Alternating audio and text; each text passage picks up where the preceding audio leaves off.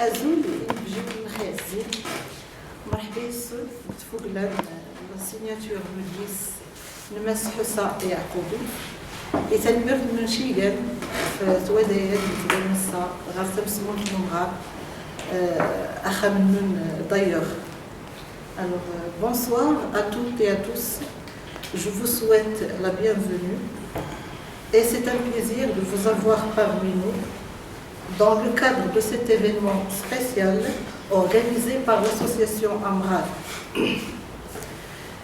Je tiens tout d'abord à présenter mes vifs remerciements à M. Farouqi Mustafa, directeur du centre Abou Qasim Zayani, pour avoir mis à notre disposition cet espace agréable de la bibliothèque pour organiser cette cérémonie. Nous avons l'honneur de présenter l'œuvre de M. Hussa Yaqoubi. L'auteur nous donnera plus d'éclaircissements sur les circonstances de son accouchement en pleine pandémie Covid-19. Accouchement est le terme choisi par l'auteur pour annoncer l'apparition de son œuvre. M. Hussa Yaqoubi est une figure très connue dans le mouvement Amazigh depuis plusieurs décennies, un homme de terrain infatigable qui n'a cessé de défendre la cause amazigh. M. Hussa Yaqoubi est originaire de Zaoud Cheikh. Son destin l'a conduit sur d'autres villes du Maroc, notamment Khnefra, où il était enseignant de français au lycée Abou Qasim Zayani. Je l'ai connu à cette époque parce que j'étais élève au lycée Abou Qasim Zayani. Ensuite, Marrakech, puis Meknès, où il était formateur au centre pédagogique régional, et enfin à Rabat, où il était chercheur à l'IRCAM. Il a passé plusieurs années dans d'autres pays, en particulier les États-Unis d'Amérique et la France, où il a risqué sa vie. Et je vous laisse le soin de lire le livre pour connaître la cause. L'œuvre dont il est question est intitulée « Mémoire d'outre-mer », titre qui en dit long sur le lien de l'auteur avec les femmes qui l'ont adopté et qui ont laissé leurs empreintes dans sa vie d'enfant, d'adolescent et d'adulte. Je ne vous en dirai pas plus, car il va y avoir des interventions qui vont mettre la lumière sur les différents aspects de cette œuvre, thématique, esthétique, etc. Nous avons parmi nous le docteur D. Begri, enseignant au cycle d'agrégation au CRNF à Marrakech, et le docteur Tijani Sedani, professeur-chercheur à l'université Sultan Moulay Slimane et membre de l'association Amrar. En premier lieu, je donne la parole à M. Hussa Yaqoubi pour nous dire un mot sur son œuvre Mémoire d'outre-mer. Monsieur Hussa, à vous.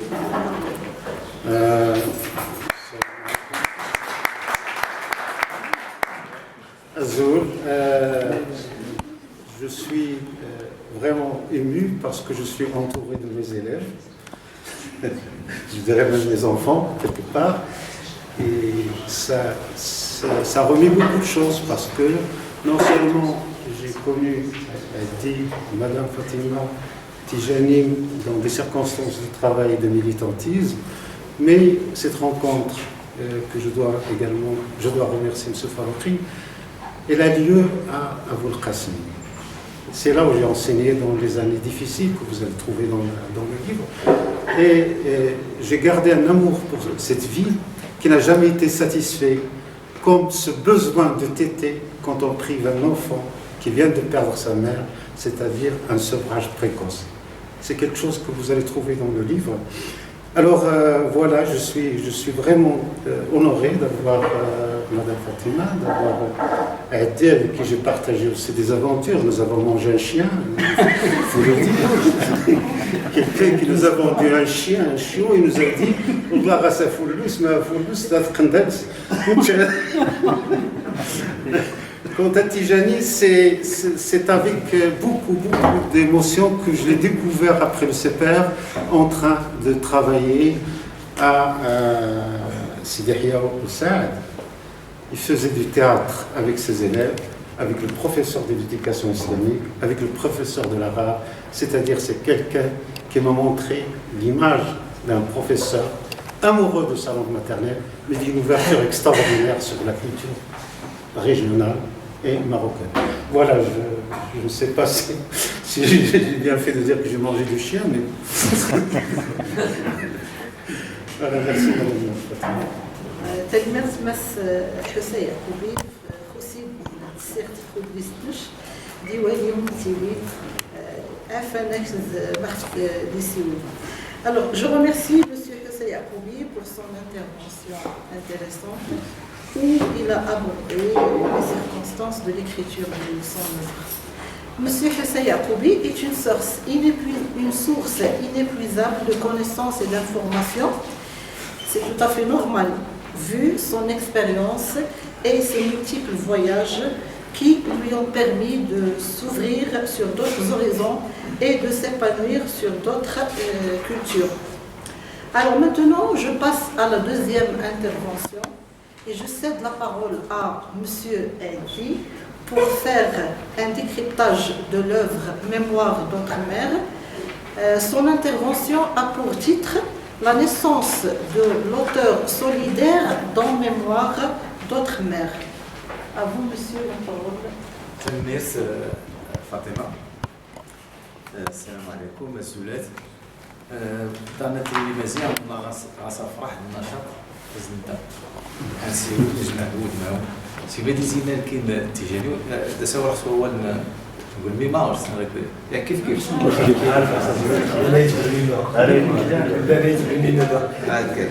هكا سي بدي يساوي التيجاني انا كان présentant Hussam. Là, j'étais très content.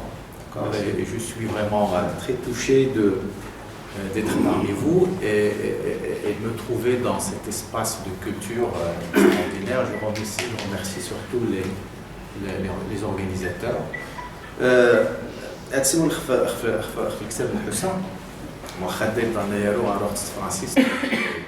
Je vais quand même alterner.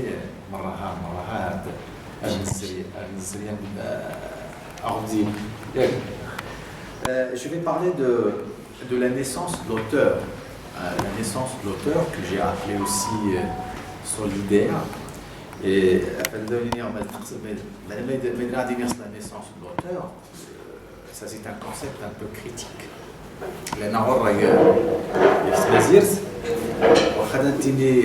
L'auteur, le katib,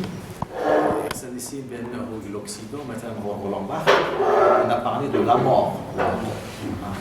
L'auteur est déjà mort. Avec le livre de Hussam, moi je veux attirer votre attention sur le début de quelque chose et sur la naissance. Et puis l'auteur qui est Hussam, c'est un auteur solidaire. Moi, je vais expliquer ça.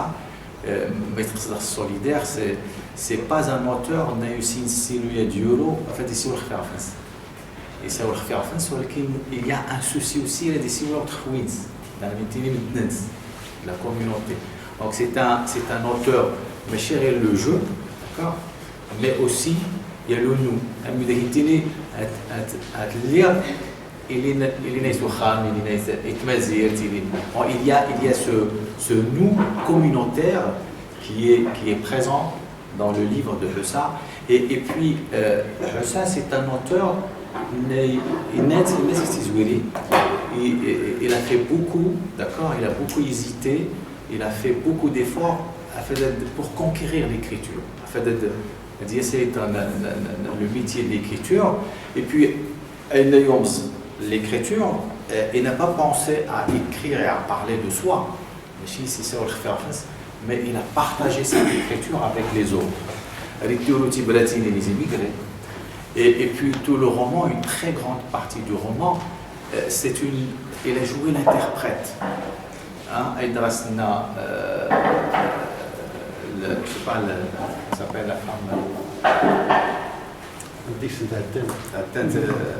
À la fin, le récit de la fin. Mouna. D'accord. Mouna, on voit l'écriture, c'est juste. Hussa, il a joué l'interprète, ça veut dire que l'écriture, pour Hussa, ce n'est pas une écriture à destination, mais il y a aussi cet acte de solidarité qui est partagé. Alors, puisque c'est le premier livre que nous présentons, c'est son premier livre, pour en parler effectivement, il y a beaucoup d'aspects qui pourraient constituer des centres d'intérêt. Quand on lit le livre, bien sûr, on peut voir des thèmes fondamentaux comme par exemple le temps et les événements d'enfance dans le livre. Ça arrive facilement. L'évocation des figures phares de la fratrie, les femmes, etc. Donc on a l'impression qu'on lit une saga familiale, quelque part. Les moments importants du parcours scolaire, les épisodes marquants de la vie estudiantine en France, le voyage, la constitution de la famille et autres thématiques, je dirais classiques, qui sont présentes. Et simultanément, à l'intérieur de ces champs thématiques, on peut apercevoir des contours, l'organisation interne, etc. Il y a un autre aspect dans le livre qui pourrait peut-être constituer l'objet d'un article par la suite et qui m'a beaucoup intéressé. C'est que dans ce livre, Hussa fait preuve d'une, ce que j'appelle une surconscience linguistique. D'accord ? C'est quelqu'un qui écrit avec une conscience linguistique et scripturale.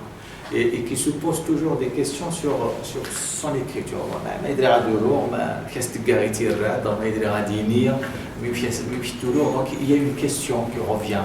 Et ça, c'est très intéressant. Pour exprimer ses sensations et sa vision des choses, et c'est ça ce qui est très important, Hussa inscrit dans son texte ses multiples appartenances et les différentes langues qui façonnent son identité dans sa langue d'écriture.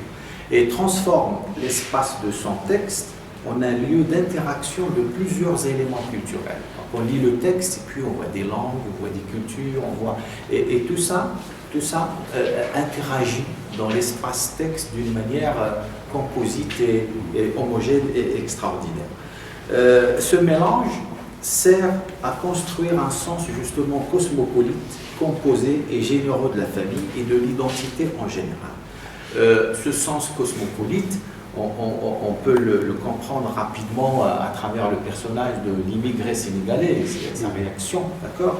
Le personnage de Jacqueline, celui de Michel aussi, donc ça revient, ce sens un peu cosmopolite. Mais ce qui m'intéresse justement aujourd'hui, ce n'est pas ça. J'ai dit que ça pourrait constituer une lecture après. Moi, aujourd'hui, j'ai fait le choix de proposer une lecture des significations attribuées par l'auteur lui-même à ses motifs d'entrée dans l'écriture. En effet, il est aisé de remarquer que l'auteur, dans ce livre, interroge ce que j'appelle l'éveil de sa vocation littéraire. Et c'est un auteur qui se découvre et qui découvre sa compétence scripturale et puis il se pose des questions. Se demander sur le caractère démonstratif de son écriture, c'est vouloir conférer un sens à celle-ci. Ça, c'est le caractère ce qu'on appelle les auteurs universitaires. Il y a un auteur qui se pose des questions sur son écriture. Pourquoi faire, pourquoi écrire, etc. C'est établir justement une conjonction entre l'écriture conscience, je veux écrire, et puis l'écriture action. Quand j'écris et je pense à ce que j'écris. Donc ça est praxis. Nous nous proposons donc d'analyser la pratique débutante ou plutôt naissante de l'auteur et essayer de rendre compte de l'acte de naissance et d'émergence de l'auteur comme notion. Parce que j'ai parlé tout à l'heure de la mort de l'auteur. Et cette naissance, la naissance de l'auteur, je vais l'expliquer par le contexte. Le contexte culturel, social, etc. L'auteur ici a le souci de partager et de faire bénéficier les siens des largesses de l'écriture c'est ce sens de solidarité qui caractérise son acte. C'est ce que j'appelle aussi, puisque là c'est un mot que j'ai forgé en pensant à vous justement avec l'écotourisme. Je parle de éco-scripturalité. C'est une écriture qui va vers l'autre et faire bénéficier l'autre de ce que j'écris. D'emblée, le jeu ici, c'est-à-dire je qui parle, J-E, veut écrire pour soi et pour les autres. Et il y a en effet deux jeux. Dans le livre de Hussam, il y a deux jeux. Le premier est autobiographique, qui s'efforce de raconter une histoire personnelle revendiquée comme réelle et vécue, et qui de plus vise à être connue.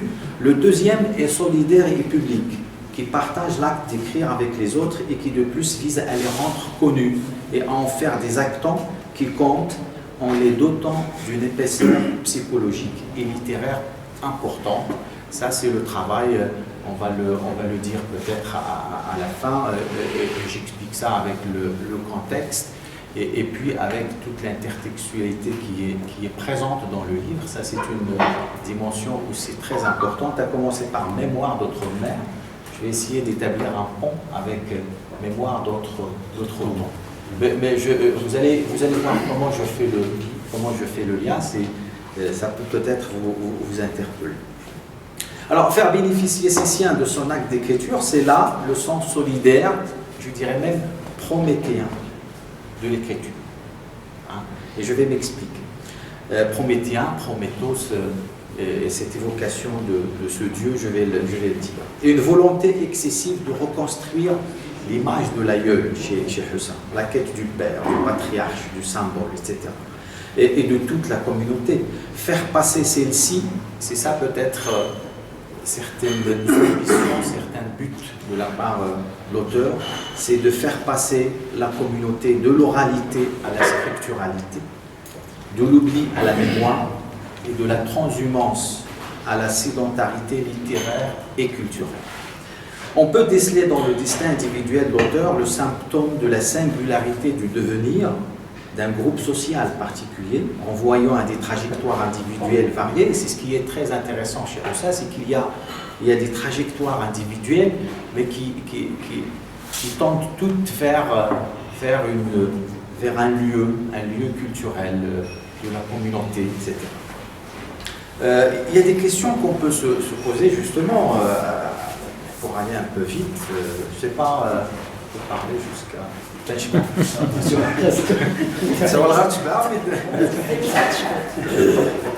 Oui, moi j'ai des questions, je ne sais pas si je pourrais après répondre à toutes les questions, mais c'est intéressant de les poser. Quelles sont les significations qui se portent? C'est comme ça que j'ai travaillé.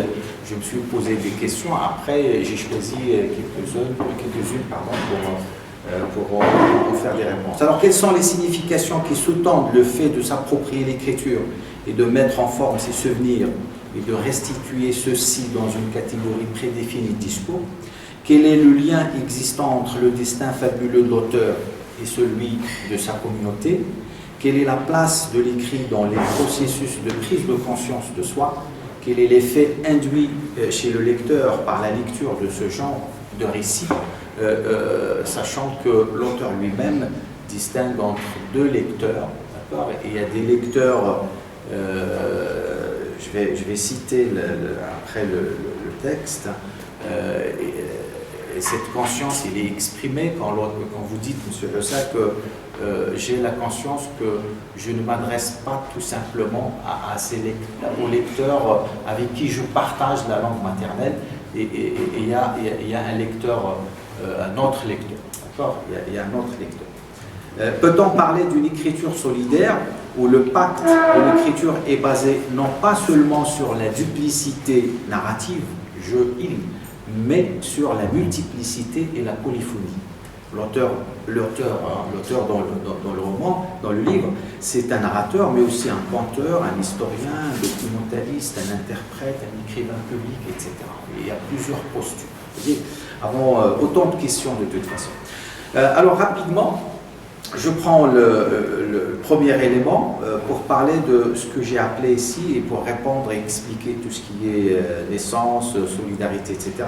La conquête de l'écriture et l'émergence du moi de l'auteur. Ensuite, je vais voir le partage de l'écriture. Il y a d'abord et au début de ce livre une longue question sur l'écriture et sur la nécessité de la conquérir et devenir auteur. Ainsi, reconnaissons-nous l'émergence et la constitution de la notion de l'auteur à travers la réclamation de ses droits, les droits d'auteur.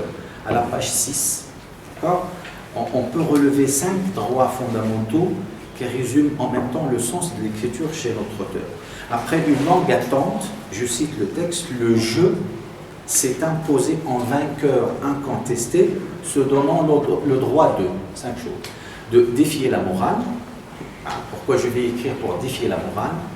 Conquérir l'écriture, c'est vous et c'est l'auteur qui le dit, saisir la parole, délire et parler de soi. Délire, je mets un trait d'union entre D et lire, pour ne pas délirer, c'est pas délirer, mais c'est délire, et c'est ça, dans délire, il y a ce passage justement de la lecture à l'écriture, et on va voir effectivement, moi j'ai fait un relevé de tous les intertextes que j'ai, moi, reconnus en tant que lecteur.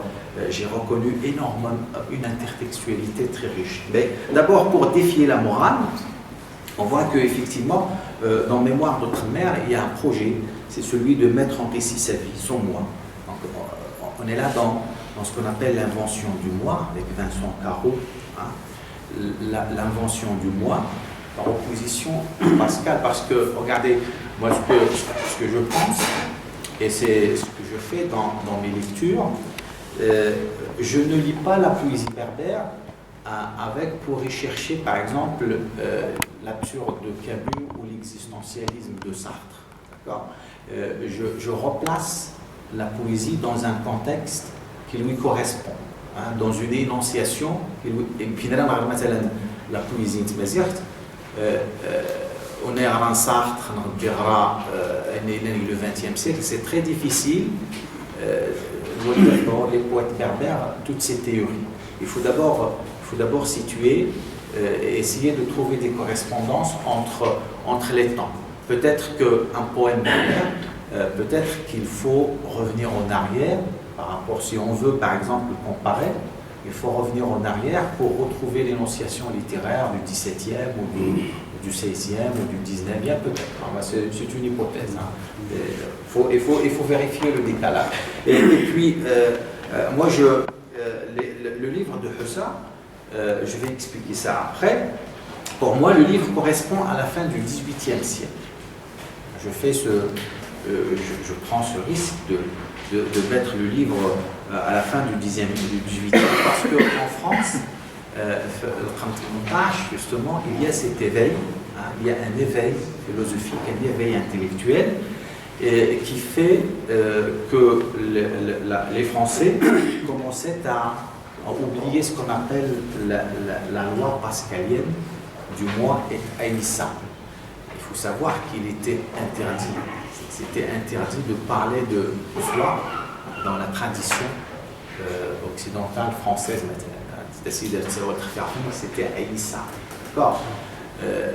On a peut-être, moi je pense que nous appartenons encore à cette morale. Nous appartenons à cette morale, ça veut dire que, regardez, je vais citer le Hussa même qui dit que l'auteur a beaucoup hésité avant de décider d'écrire, de peur d'être entaché d'exhibitionnisme. Le mot exhibitionnisme, nombrilisme. Exhibitionnisme, ça veut dire qu'on n'est pas encore là, on n'a pas cette morale qui nous permet de parler du moi, d'accord, de dire ce que nous sentons, et d'exprimer une exaltation du moi. Le moi n'est plus, alors au XVIIIe siècle, le moi n'est plus haïssable. Il ose, les confessions de Rousseau, etc. Et je crois que ça, par rapport à notre morale, par rapport à notre communauté, il est là. d'accord? C'est quelqu'un qui ose, d'accord? Qui ose et qui veut dire des choses sur soi, qui veut se montrer, etc. À la page, ou bien conquérir l'écriture, là je vais parler de la figure de Prométhée. J'ai mis cette identification. Prométhée, c'est ce dieu qui est allé dérouler le feu pour le donner aux humains. Et ça, moi je le compare à Prométhée des Berbères, Prométhée Nimazia, qui est allé dérober le feu. Ici c'est l'écriture, et pour la partager avec les siens. Je vais vous donner tout de suite la phrase sur laquelle je me suis appuyé pour donner cette interprétation. Saisir la parole, c'est en quelque sorte passer à l'écrit et raconter son histoire. Délire, réinvestir ses lectures. Et là, Chateaubriand, Roland Barthes, je sais, Roland Barthes, pas Roland Barthes, c'est l'imagerie. L'imagerie, ça me rappelle le livre de Husserl, a inséré des images réelles, des images vraies, d'accord? Ce n'est pas des dessins, mais ce sont des albums de photographie où on voit Khati Yamna, on voit la maison de Hamti, etc. Et ce sont des photos vraies. Ça, c'est une pratique déjà utilisée par un auteur français qui s'appelle Roland Barthes. Donc, Roland Barthes et Husserl, je sais que Husserl connaît très bien Roland Barthes. Al-Kibir Khatibi, il est cité directement à Miftah Kileto, Pierre Bourdieu, Khalil Gibran. Et ensuite, moi j'ai essayé d'établir des liens entre des épisodes dans le livre. Par exemple, le récit d'Yamna 2, pour moi, c'est l'opium et le bâton. Non, Yamna Abdullah, plutôt. Yamna Abdullah, c'est l'opium et le bâton et le rôle de la femme dans la libération, la résistance, etc. Mon frère Levaux, ou plusieurs ici, c'est Jma, pour moi. Il y a cette identité un peu origine contestée ou le fils du pauvre. Quand ça a commencé à raconter et à faire ce récit autobiographique, je suis né, ça m'a rappelé l'incipit du fils de pauvre, je suis né, etc. Baha, pour moi c'est Harouda, c'est une Souda, ou c'est une Souda de, comment s'appelle l'auteur, Salhan, d'accord, mais j'ai établi cette comparaison entre Baha et Harouda, Souda, etc. Donc je vois qu'il y a un fond intertextuel très riche qui montre effectivement que l'auteur est un lecteur et que l'écriture pour lui c'est un réinvestissement, de ses lectures. Parler de soi, mais pour donner une nouvelle conception de l'homme berbère, une nouvelle culture à construire qui émerge et qui se précise par ses œuvres orales, par d'autres œuvres à venir, et surtout à la fin. Un jour, regardez la dernière phrase de livre est un vœu, un souhait. Puis cet enfant naturel de mon amour légitime de la langue française donner naissance un jour à une publication dans ma langue maternelle. C'est un livre à venir, on comprend l'auteur, dans ses projets intellectuels, etc. Alors en général, la propension à écrire est ainsi strictement proportionnée au sentiment d'avoir le droit à l'écriture. C'est un auteur qui se donne justement à l'écriture, qui écrit parce que il dit j'ai droit à l'écriture. Droit conféré d'abord par une sorte de sélection institutionnelle, biologique, naturelle. Je cite, sur 1200 foyers de notre tribu, nous avons été 2 garçons seulement à obtenir notre baccalauréat. D'accord?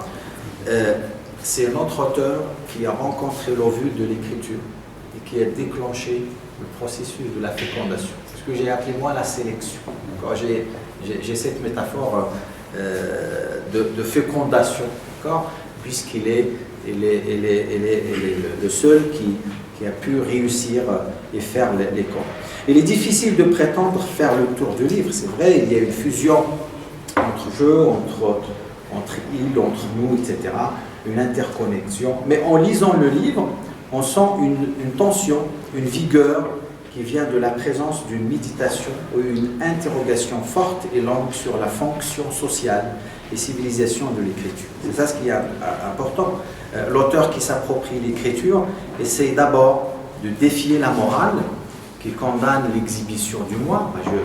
Je retrouve la citation. C'est à cause de la morale qui a pesé sur l'auteur que sa venue à l'écriture est tardive. Faire part de mon vécu, voici la phrase, faire part de mon vécu, mais longtemps apparu comme un acte entaché d'exhibitionnisme. Exhibitionnisme, c'est-à-dire, je ne sais pas si je veux dire ça en tamazirt, puis là, par exemple, alors un livre d'Attoro, etc. La réaction du public, ça va être de cette manière. Je ne sais pas comment l'exhibitionnisme, comment on peut l'expliquer. C'est-à-dire moralement, c'est-à-dire pour lui, j'ai écrit un livre en termes de réception, c'est pas encore acquis. Vous voyez, c'est pas encore acquis, et c'est cette morale-là que je suis en train d'expliquer. Encore réception. Mais notre auteur est ici fidèle à la tradition locale. Moi, je rappelle aussi, ça c'est une remarque que j'ai trouvée dans un article d'une femme qui s'appelle Lucette Heller-Goldenberg, un article un peu daté, 1989. Voilà ce qu'il dit sur les poètes berbères. Le poète berbère, contrairement à ce qui se fait en Occident, ne parle pas de son jeu intime, de ses émotions très personnelles et très rares. Il ne cherche pas à être unique dans son lyrisme. Il cherche au contraire à être conforme, à être vraisemblable. C'est-à-dire, est-ce qu'il existe, comme dans la littérature arabe, dans la littérature française, est-ce qu'il existe, le poète, une femme, énorme, une femme. Je ne sais pas. Il parle de l'amour, mais de manière un peu phénoménale. D'accord, on parle d'amour.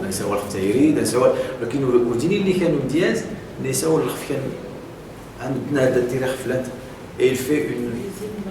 je ne sais pas, c'est peut-être que je sache. C'est ce que peut-être cette femme est en train de... Mais le poète, elle est là. Elle est là, elle a cette idée de conformité et ce qu'on appelle vraisemblance dans l'esprit. D'accord. Et l'amour, ça reste un phénomène humain, une passion. Qu'on essaie de chanter. Nous sommes encore loin de toute façon de l'ère de l'exaltation du moi lyrique ou romantique, mais il faut voir que le contexte est celui de l'invention du moi. Nous retrouvons le même monologue fait par Hussam dans son livre, le même monologue, c'est tout à fait normal puisque le titre Mémoire d'autres mères contient un clin d'œil, comme j'ai dit, à l'œuvre de Chateaubriand. Et moi, je suis allé voir dans Mémoire d'Outre-Tombe et j'ai trouvé un début qui est semblable à celui de Hussam. Voici ce que dit Chateaubriand dans la préface de ses Mémoires d'Outre-Tombe sur les motifs de l'écriture de son ouvrage. Je cite, « Je me suis souvent dit, je n'écrirai point les mémoires de ma vie. Je ne veux point imiter ces hommes qui, conduits par la vanité et le plaisir qu'on trouve naturellement à parler de soi, révèlent au monde des secrets inutiles, des faiblesses qui ne sont pas les leurs et compromettent la paix des familles. » C'est peut-être la même chose, c'est peut-être le même souci que Hussam a exprimé en disant « faire part de mon vécu, mais longtemps apparu comme un acte entaché ». Ce sentiment, vous voyez, on le retrouve chez Chateaubriand, qui constitue un intertexte du moins au frontispice de l'œuvre de Hussam. Mais en même temps, l'attitude aussi et le rapport à l'écriture rappelle aussi Rousseau, mais avec une modification. Hussam qui a Rousseau, mais avec une modification. Voici ce que dit Rousseau face à l'autre public, justement. L'auteur parle comme Rousseau, sauf que le jeu est à nous.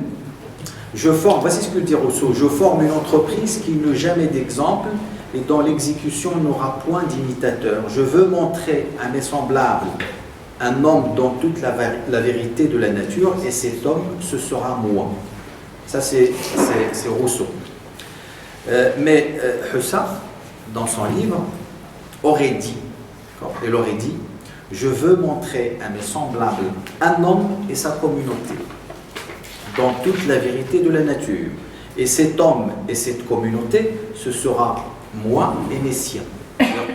Pour moi, Hussam a parlé de soi, et il a parlé aussi des siens, et à plusieurs endroits, comme a dit Chateaubriand, il a peut-être provoqué, je sais pas, il a peut-être, je ne sais pas si Mouna et les autres femmes ont lu le roman. Est-ce qu'il allait être d'accord, etc. C'est ce que Chateaubriand a dit ici, compromettre la paix des familles.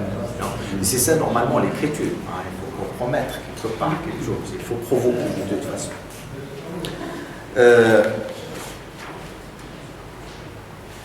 Rapidement, passe peut-être à la deuxième partie parce qu'il y a d'autres éléments. Mais je vais parler de partage de l'écriture et expliquer un petit peu ce que j'appelle l'appropriation de l'écriture chez Hussam, qui acquiert une valeur héroïque et prométhéenne. Je cite à la page 6. Je considérais à tort que l'écriture était, sinon sacrée, du moins réservée à une minorité d'initiés. C'est l'auteur. Je considérais à tort que l'écriture était, sinon sacrée, du moins réservée à une minorité d'initiés. L'écriture est réservée au Dieu de l'Olympe, et il revient à l'auteur désormais de la dérober et d'en faire don à ses siens. C'est en quelque sorte un geste prométhéen. Nous voyons en effet que l'auteur fait de l'acte d'écrire un partage, une valeur que cultive l'auteur dans la plus grande sincérité et diversité. Ce que nous apprend l'auteur ici, c'est que l'homme n'est pas déterminé par sa condition et n'est pas prisonnier de quoi que ce soit. En général, hormis 2 épisodes ou 3, l'auteur consacre aussi des récits, des hommages, des requiems aux membres de la communauté. À plusieurs endroits, l'auteur s'éclipse, s'absente et cède la parole à des personnages qui parlent, et puis il y a cette superposition de voix. Ensuite, il en sert pour non seulement s'inventer son moi, mais pour inventer le nous, ce qui fait l'objet principal de l'écriture et le nous communautaire. On peut faire un travail de stylistique sur les pronoms pour étudier ça. Il y a une variation de pronoms extraordinaire, on passe de je au nous et puis au on, etc. Ensuite, et ça sera l'autre élément, parce que c'est important de s'arrêter, le partage de l'écriture, et puis l'idée de construire, elle est présente chez Hussam, déconstruire une doxa dominante pour reconstruire avec ce procédé-là. Je l'explique à travers le retour à l'école, l'administration, l'institution de mariage, bref, un ensemble de rapports et du système qui condamnent la culture de l'auteur sont ici déconstruits. Tous les systèmes qui empêchent l'éclosion et l'épanouissement de la culture de l'auteur, son identité, et elles sont déconstruites. Et commence par l'école. Le livre Hussam revisite ses souvenirs scolaires sous le prisme d'une critique, je dirais, radicale de l'école publique marocaine. À travers ce retour à l'école dans le livre, l'auteur offre au lecteur un double régal. D'abord, le souvenir scolaire est repris en donnant au récit une tonalité lyrique et nostalgique, et en même temps, cette rétrospective narrative se fait par un discours contestataire à l'égard de l'école. Bref, c'est une école obligatoire qui impose une hiérarchie de consommation et un pouvoir. C'est l'organe de reproduction. Alors, école obligatoire, une hiérarchie de consommation, pouvoir, organe de reproduction, tout ça c'est une terminologie d'un spécialiste de l'école qui s'appelle Ivan Illich. Et je sais très bien que l'auteur de Mémoire d'Outre-Tombe connaît très bien cette personne. Et il y a aussi l'intertexte d'Ivan Illich dans le livre. Ces contenus sont souvent sans rapport avec les besoins des enfants, ni d'abord avec leur modèle social et linguistique. Les savoirs à l'école sont déformés, les maîtres sont repoussants, les conditions sont défavorables, sauf la cantine, quelque part. Nous repérons justement chez notre auteur une vision critique qui rappelle ou s'inspire de celle de la société sans école d'Ivan Illich. Selon ce dernier, il faut voir aussi le mal que cause l'école.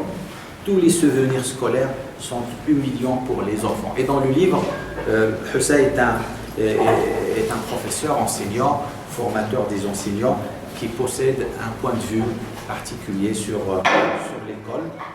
Je connais très bien ces idées dans ce domaine. À tout cela, il faut substituer une véritable éducation dispensée par des personnes sages et qui préparent à la vie, qui donnent le goût de vivre et d'expérimenter. Je cite l'auteur, Atil m'a appris tant de choses qui ne figurent pas dans les programmes scolaires. Citation à la page 25. L'école doit pouvoir devenir donc pour Hussa le principal lieu de rencontre et de jonction entre la vie et les savoirs.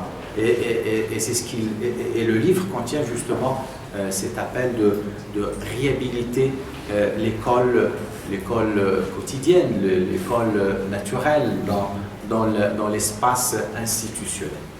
C'est la raison pour laquelle ces récits d'enfance qui représentent des fables scolaires parfois douloureuses incarnent les expressions exemplaires des discours contestataires de l'école, archaïque et réactionnaire. Ainsi, les histoires que nous conte l'auteur sont la reconstitution à grands traits de sa langue et irrémédiable rupture avec sa langue et son milieu d'origine.